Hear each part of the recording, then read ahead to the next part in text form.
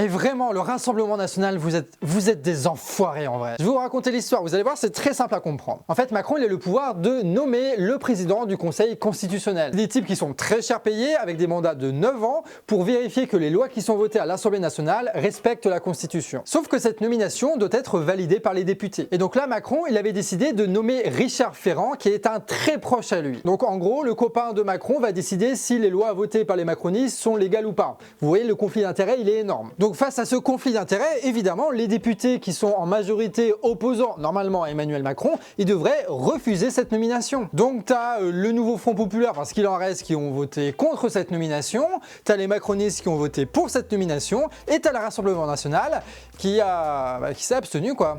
Ils n'ont pas voté. Alors pourquoi est-ce que le RN a laissé filer un macroniste comme ça? C'est très simple. Il y a Marine Le Pen qui est en procès en ce moment pour détournement de fonds publics au Parlement européen. Et vu la défense qu'elle a, elle va très probablement se faire condamner et elle risque l'inéligibilité. Et vous savez qui peut décider et remettre en cause ce jugement?